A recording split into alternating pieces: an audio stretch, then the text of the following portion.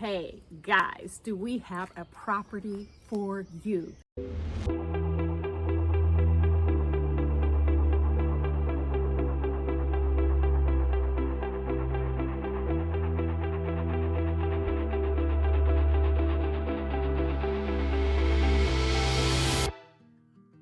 Ciao, benvenuti, and welcome back to our channel, Move to Italy Now. Well, here we are on a lounge at the Dublin airport, and we're just on the road. But I wanted to share something with you today. We have a very, very interesting video, one where if you stick around until the end, we'll be talking with our English-speaking attorney here in Italy, or there in Italy, we'll be discussing some often asked questions about what is entailed in moving to Italy and also owning property in Italy. So there's a lot of good information that we hope you'll stay tuned for. Yeah, whether or not you're a resident or a citizen. So Right. You really want to know these things. Now, we've had a lot of questions from investors. Many of you are not ready to move to Italy, but you like to vacation in Italy. And even Europeans like to vacation in Italy. What we find a lot in these little villages that we tour is that, frankly, everything is full to capacity all summer long, and then the rest of the year it's all closed up. So if you wanted to own a home, because you're not ready to move yet, but you'd like to do it now and then retire later, years later. We've got a gem for you. Oh yeah, have we? Yeah. But the dynamic is this, that you need to be able to make it pay for itself. Mm-hmm. Now, typically, if they're locked up all year round except for the summertime, and that's when you want to come, where you're not making money, you're losing money, okay? A friend of mine has a property in Messina. So we take you to the hometown of Frank Sinatra in Messina, Sicily. Now, this is the closest city to mainland Italy. And from an investor's standpoint, let me address that. They're building a bridge from mainland Europe to the island of Sicily. When that is built, now God knows when that's going to be, it'll be years from now, real estate values will escalate dramatically in the Messina region. So the investment property I want to talk to you about today is right in Centro Storico, or the historic center of Messina. Mm-hmm. It's also very, very close to the University of Messina. Now, my friend's property belonged to his wife's family, and they're no longer in Messina. They no longer have a need for it. But interestingly, for the past 7 years, they have had this filled to capacity for 10 months out of the year, except July and August, and that's when you want to go on vacation there. And so it's rented out at the same price for the last 7 years at 700 euros a month, or 7,000 euros a year. They've never increased the price. Now, there are a couple little upgrades you could do, cost you 2,000, 3,000, 4,000 euros, and frankly, it would be worth 900 to 1,000 euros a month, or 9,000 to 10,000 euros a year, and still be open for you in July and August. If you wanted to continue to use it and only stay 2 weeks, it would rent out for that weekly amount easily, or rather that monthly amount easily per week during the summer. So it's an investment that would really pay for itself. Now, it is in the historic center. It's 3 bedrooms, 1 bathroom, a kitchen that is really only a year and a half old. It's, for the most part, updated and frankly up to standard. There's one little thing that needs to be done, I think, that would enable you to raise the price significantly on the rents. So that's an opportunity. It is not on the market, and you are interested at all, you do want to contact us privately at the email down in the description below.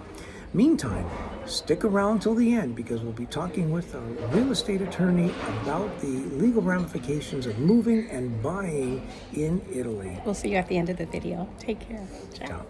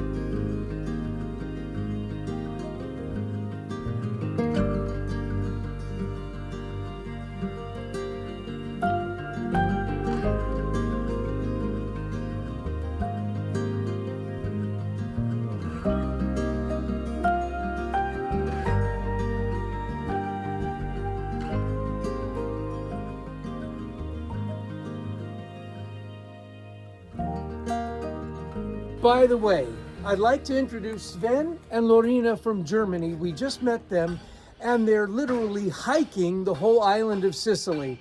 So welcome. Are you enjoying it? Yeah, it's paradise. Yeah, it is. Really is. Well, good to have met you and glad to share you with our audience. Nice to meet you. Thank you. Hey guys, do we have a property for you? This is an outstanding property. It is unique. Have you ever dreamed about living in a castle, restoring a castle, or Well, how about something that's over 1,000 years old? living in a castle that is over 1,000 years old? Or owning your own B&B in a castle that's over 1,000 years old, huh? Yes, this property is unique, and again, it doesn't come around very often that you will have an opportunity for something like this near the sea. Yeah. Oh, yeah. So let me give a little background, okay? Let's go for a background, guys. So what we're going to see now is called a Masseria fortificata. And what this is something that belonged to a wealthy family back in 800 AD. AD. So 800 AD, that's 1,200 years ago. They built this glorious, basically it was a farmhouse because they had a lot of land here, but it was fortified, so it was defensible like a castle. So it wasn't royalty, but it was a wealthy family that had, and in fact, this particular structure that you're going to see, we're going to tour now, is the only one of its kind in this entire region because it is so unique and so very old. But I bet you'll feel like royalty when you step foot in this place and you live in it. Right. The rooms are large and beautiful. The floors are magnificent. You're going to love this tour. Oh yeah, in fact, you want to stick around to the end because we will be talking with our real estate attorney and partner about consummating purchases of this kind, for that matter, any purchase of property in Italy, right? We're building teams that will enable you to get the answers to the questions that you need the most in order to make the move to Italy. Right. Now, this Masseria Fortificata is in the town of Santo Stefano di Camastra, which is near where we live in Pagliarazzi. Right now, at this point, we're standing in front of the gate to it. There's 1.25 acres in total. There used to be a lot more land, but they sold it off over the years. Right. Again, did I mention 1,200 years old? Yeah, okay. For those of you who are fasting and can't think about math like me right now. Okay. Now, this property is 100 meters from the train station, about 200 meters from the public marina. So imagine docking your boat right nearby and then walking home. And right across the street from arguably the best dining in all of Santo Stefano. Santo Stefano is a town of about 4,500 right now, and it's just got everything, supermarkets, restaurants, and all the rest. So at this point now, buckle up, get ready for this tour. I think you're going to really enjoy this. Let's go. You can imagine with 1.25 acres just how much this garden entailed and how beautiful it must have been when properly maintained in its original pristine shape. Look at that. Here's another one of our towers here. And I want you to see the proof that this was a fortification. I mean, right here, just look at this right here. They would literally shoot arrows out of this thing for defense. We're going to enter one of these towers in a moment, but I'd like you to see in here, look at these original tiles. No doubt created here in Santo Stefano. Boy, I would hate to lose these tiles. I would want to restore this to its natural glory because it really is glorious.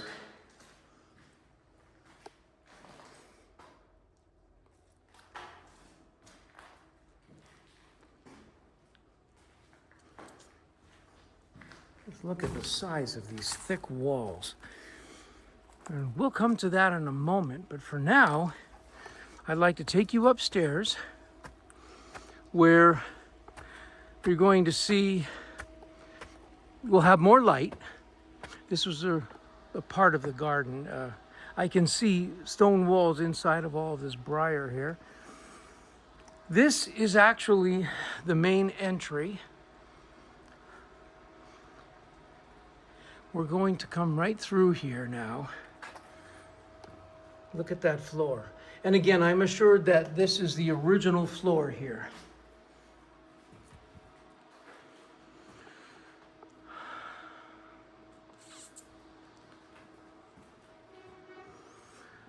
Now,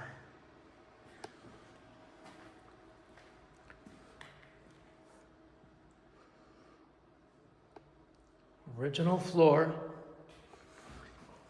and you've got room upon room. Remember, you're looking at about 7,700 square feet.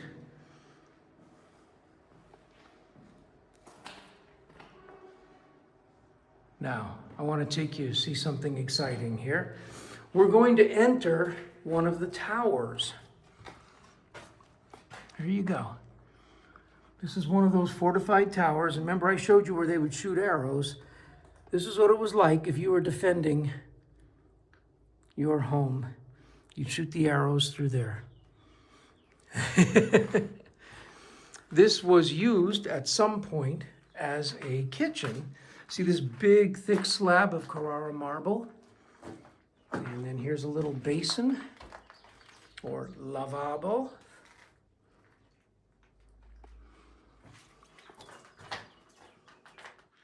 Now, for those of you with vision, I know how you feel. Because Gia and I share vision with you, and you can just imagine what this will be like when completely restored. Look at the thickness of those walls. That's a 2-foot thick wall. We come out of the tower and back into the main part of the first floor. Remember, in America, it's a second floor. Here in Europe, it's a first floor. We were just on the ground floor before. Look at this magnificent room. Look at that original floor, nice pattern. And again, the vaulted ceilings. Now, this is important that you see this room. It's a very light room. And because it's an abandoned property, the trees need to be cut back quite a bit.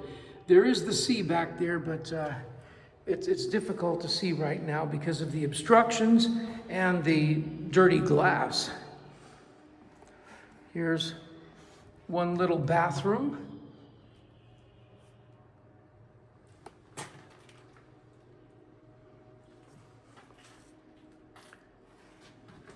And I'd like you to see from this balcony what we have here. Now, isn't that magnificent?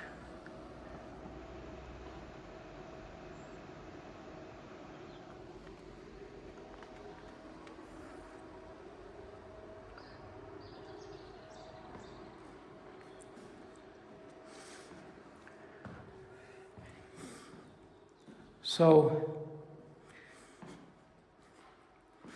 we're still looking on the seaside in here. Another magnificent, light, bright room. Another unique pattern on the floor. It's a little difficult to see. You can see the plaster damage. There was a fresco up there at one time, hundreds of years ago. Get a little idea of what that might have looked like up here. See that? This is just storage space in here, but again, another little balcony out here.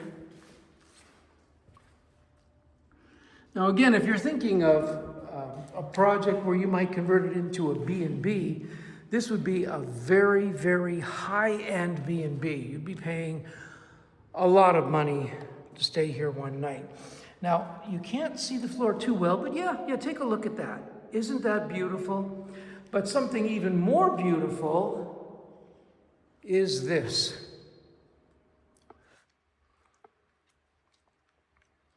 Now, obviously, it would be difficult to save what you have here. However, the roof could be repaired, plaster repaired, and then go back over it,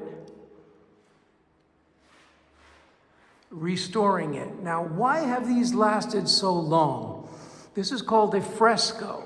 And a fresco, centuries ago, I mean even 2,000 years ago, was a paint made with egg yolk and then applied to wet plaster, and it bonded so well that it literally could last for centuries.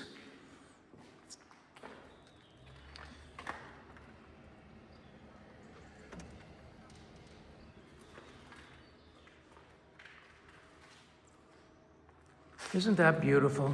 Let's take another quick peek. Well, we'll go this way first, I think. Another double doors. Here's the worst spot on the roof that I see from the inside.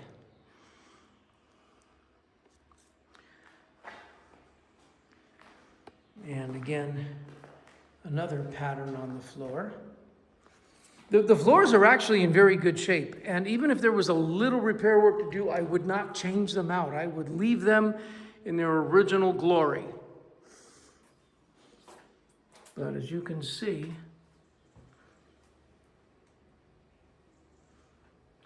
that is, you still can feel the history in that tower. There's another spot to be able to look at your garden when it's all trimmed and kept pristine. It'll be beautiful. So as you can see, as large a structure as this is, it still has plenty of windows that can be exploited for light, view, and certainly useful as balconies as well. These are not just windows, they're double doors. So we're going to walk through this room. Now, I didn't bother to count all the rooms. If this is something you're interested in, we can return and shoot it for more detail. But for now, you get an idea of the glory of this Masseria. Now we'll go out into the garden. When I came out and I saw this old stone wall covered with wisteria, boy, I tell you, my heart just skipped a beat.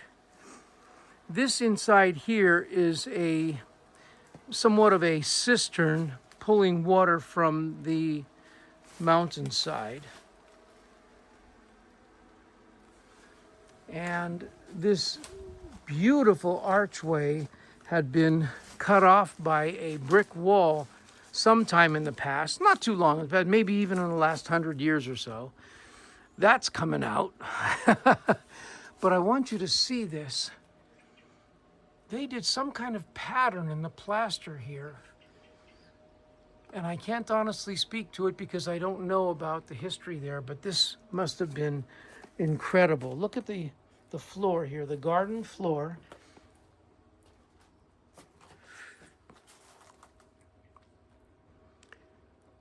And this is all outside in the garden. Yeah, this is what I would knock out here and have this beautiful archway. Imagine having table and chairs out here under the cover. Wouldn't that be beautiful? So you just have to use your imagination and picture all of this cleaned up and converted or restored back to the beautiful, pristine gardens that this was. Remember, it's 1.25 acres, 5,000 square meters of land here. Obviously, it was much larger at one time. This was likely the only structure here on this hillside overlooking the sea. at one time, and then they periodically, over time, sold off land to developers, especially after World War II. There's another room here. Now, this is on the bottom floor, again, the ground floor. But again, you still have vaulted ceilings in here. This is the only reason I'm bringing you in here is to see that the basic structure is still very characteristic of that pre-Norman architecture.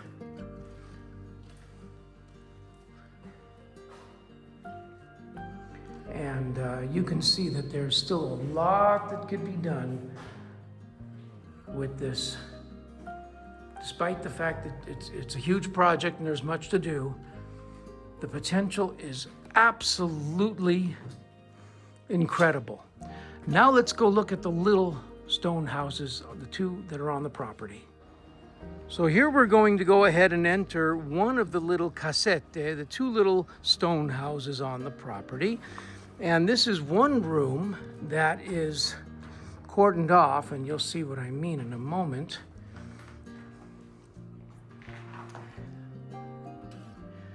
That doorway there was sealed up, but it can easily be opened up because this is a two-room little house. But look at the thickness of these walls. That's how they built fortified homes over 1,000 years ago, huh? So here is the second casetta, little stone house. Again, there's two decent-sized rooms coming through here. There again is the original floor. And you'll see as we enter that some work has been done, but these are very thin walls that can easily be demolished. There's another large room in here. The lighting is not great because this place is abandoned and has not been opened in quite a long time. This served as the kitchen in here at one point, and there's the toilet. But as you can see, this is a project that's going to require a great deal, but just imagine what it'll turn out to be.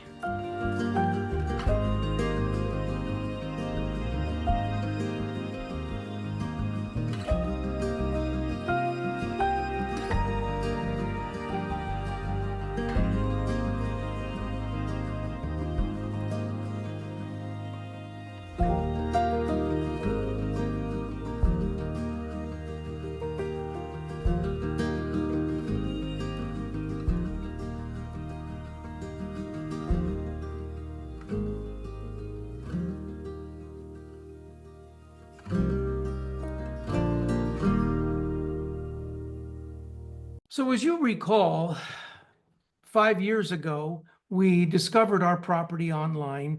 It was off market, there was no agency involved, and it was quite a cold shower for us to try and negotiate and navigate a deal in a foreign country in a different language, and yet we did it. How did we accomplish that? Well, today we're going to let you in on a little secret. We used a local English-speaking real estate law firm in order to provide the documents so that everything was done above board and legally, but at the same time protecting our interests. We have as a special treat today, we're going to interview John Domenico from De Tullio Law Firm, and he is going to answer some of the questions that many of you reached out to get answers to. John Domenico, welcome. Good to see you. The pleasure is mine, Charles. Thank you for having me, and I will be more than happy to answer your question and possibly give valuable information to our viewers. Certainly. Can you believe it's been 5 years we've been doing business? 5 years already. A long time, and I'm very happy that, with the support of our law firm, you could safely purchase your Italian property, which you are currently enjoying, and I'm sure you will be able to do that for a very long time in the future. Yes. Well, this is an area that most of our viewers are a little nervous about, and rightly so. There's so little that Americans, Australians, Canadians, and many other Europeans as well know about real estate law in Italy. So one of the questions we get asked quite frequently is, must I be a citizen or a resident in order to buy a home in Italy? Please. Purchasing Italian real estate, is certainly possible for American citizens. Therefore, there are no restriction whatsoever because Italy applies a principle which is called reciprocity. That means, any foreign investor can purchase in the Italian real estate market, assuming the same right is guaranteed to Italian investors in their own country. Let me give you an example. New Zealand, for example, applies restrictions to foreign investors purchasing real estate in the internal real estate market. Therefore, as a consequence of the reciprocity issue, it is not possible for New Zealand citizens to purchase real estate. But considering that the US real estate market is completely open to Italian investors, Italy applies exactly the same kind of approach. Therefore, US investors can certainly purchase Italian real estate, and they are welcome to do so. That's all good news. So tell me this then, what are some of the necessary steps that one would have to take in order to close on the purchase of a home in Italy? Okay, I will be very happy to quickly explain the way the Italian conveyancing process works and how we operate when we have investors who contact us requesting our services. Sometimes, our clients, they are using real estate agents, but in many cases, we are also helping them with direct sales. They are purchasing properties off market. Therefore, we liaise directly with the vendor. Both options are perfectly legal, and therefore, we see both type of investments. Once we are instructed, the first step, which in our view is very important, is giving clarity to our clients about the property which they are about to purchase in legal terms. So a very crucial aspect is represented by the so-called legal due diligence, which means executing all relevant legal checks in order to assess, first of all, ownership. Because in Italy, in the Italian conveyancing process, there is no title insurance, okay? Therefore, clearly a very important step is understanding who legally owns the property. And this is part of the legal due diligence. So we check title deed, we check, planning permission, we check certification concerning the systems, we check certificate of habitability, and so forth. So in order to do that, we get in touch with the vendor, submitting to his attention the full list of legal documents needed to execute our legal checks. We also execute searches in order to assess the presence of possible mortgages, attachments, foreclosures, adverse entries of any nature. And at the end of the process, we draft a bilingual property report, which we submit to the attention of our clients. So they have an understanding of the property under a legal point of view. As we know, when we talk about legal matters, the devil is in the detail. And very often investors identify properties online, okay? So in order to give them a better understanding of what they're about to purchase, we execute a thorough legal due diligence. This enables us to have a clear understanding of the potential pitfalls, in the property transaction. Yes. This is extremely valuable, for a number of circumstances. First of all, because this enables us to best negotiate the purchasing price under some circumstances, and also to correctly draft the so-called reservation offer, which represents the first essential step of the conveyancing process. It's very important delegating to a qualified attorney the drafting of the reservation offer, because the drafting initiative, Charles, as you know perfectly well, in any business, in any contract, is very important. Having completed the legal due diligence first enables us, to draft a reservation offer, also taking in account, the legal issues which we have identified, very often submitting the reservation offer to one or more condition precedent. Let's assume we have identified the presence of a mortgage, then we indicate the reservation offer is conditional on the vendor to cancel the mortgage at his care and cost before completion, for example. Then, the second step is represented by the drafting of the preliminary contract, where all the essential elements, all the commercial aspects of the transaction are analytically detailed. Is this what they call the compromesso? Preliminary contract in Italian, that is called compromesso. Under some circumstances, reservation offer and compromesso can be merged in a single contract. Very often, they are handled separately. When we get to the stage of compromesso, anyway, all the aspects of the transaction must be detailed in a very accurate way, which enables us to take the transaction to completion. And completion in Italy demands the involvement of a notary public, who is a representative of the Italian state, therefore a public officer, which means by definition he is in a neutral position, because his obligation is represented by the respect of the Italian legislation, but obviously appearing before the notary public with a solid preliminary contract enables us to have a final deed of sale which replicates in a faithful way all the aspects detailed in the preliminary contract. Okay? Yes, I remember hearing that the notaio has more authority than a notary public in America, for example. That is certainly the case. I mean, the two professionals under no circumstances can be compared. The notary public represents the Italian state, while the attorney represents exclusively the interest of his own client.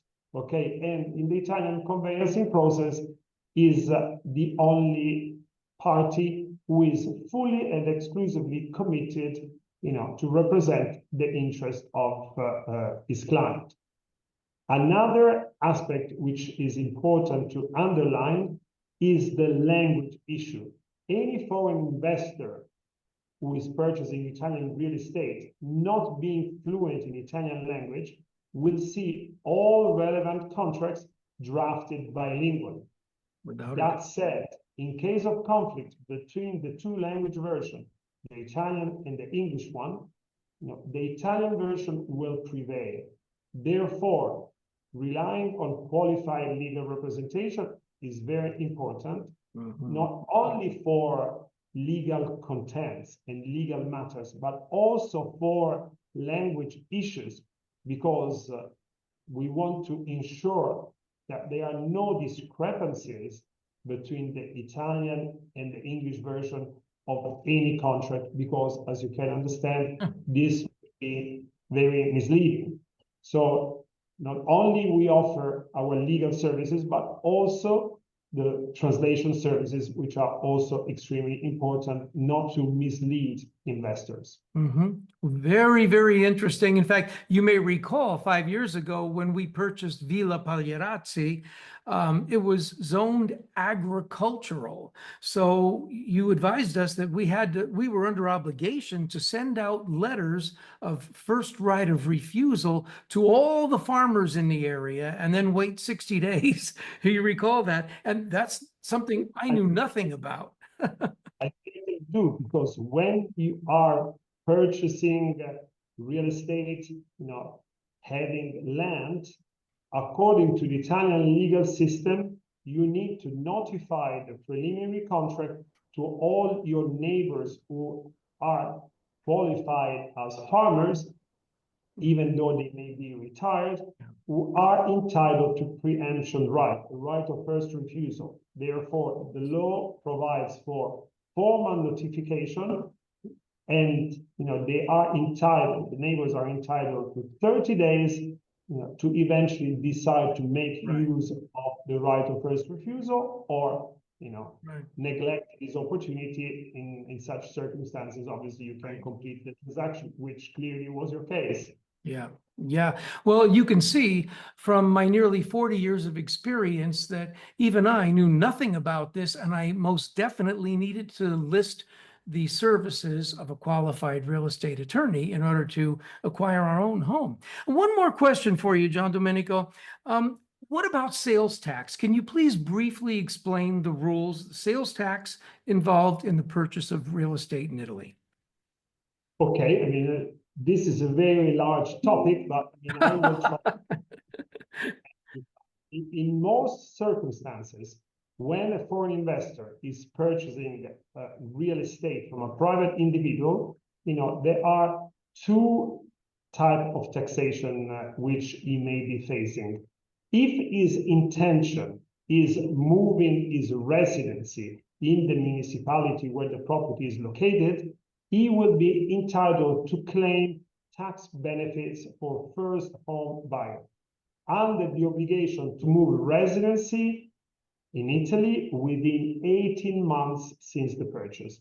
In such case, he would be eligible to a reduced registration tax corresponding to 2%. If, on the contrary, the investor is intending to purchase the property as a holiday home, which means that he does not intend to move residency, he will pay full registration tax corresponding to 9% without any obligation to move residency in Italy.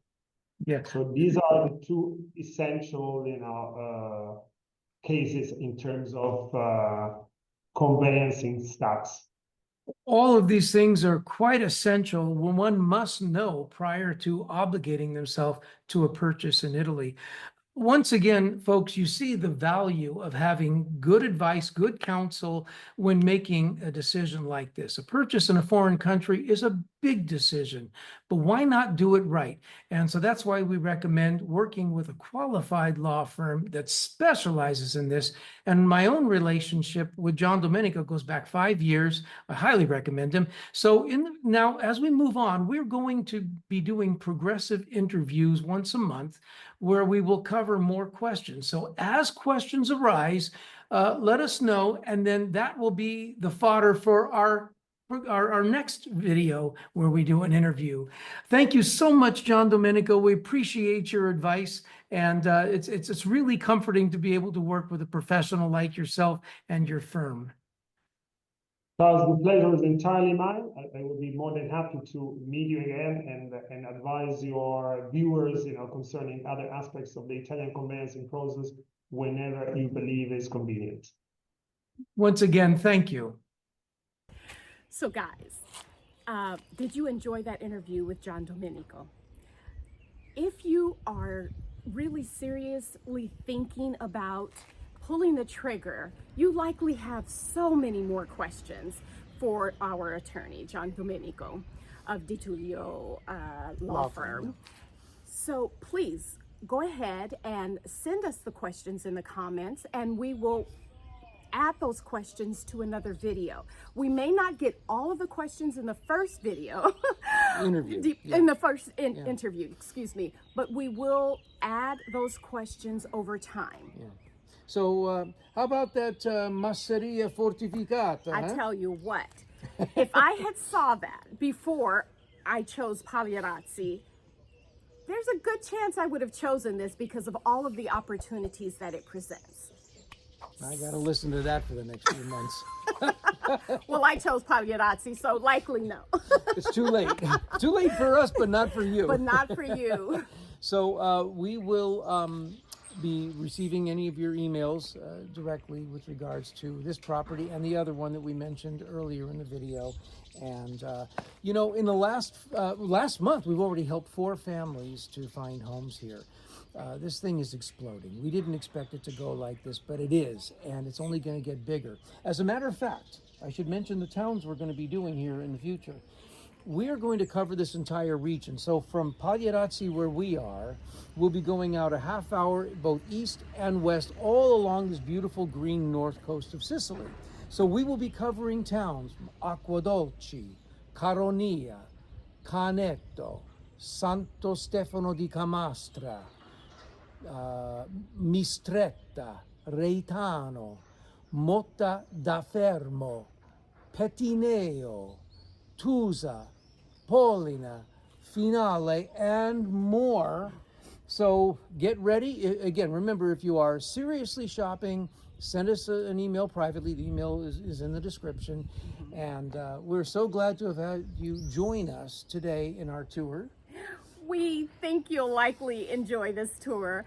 And we have more to come, obviously. Unique and beautiful properties that really just are good investments as well. So for those of you who have been with us for a while, thank you for joining us. And for our new subscribers, thank you for Subscribing. yes.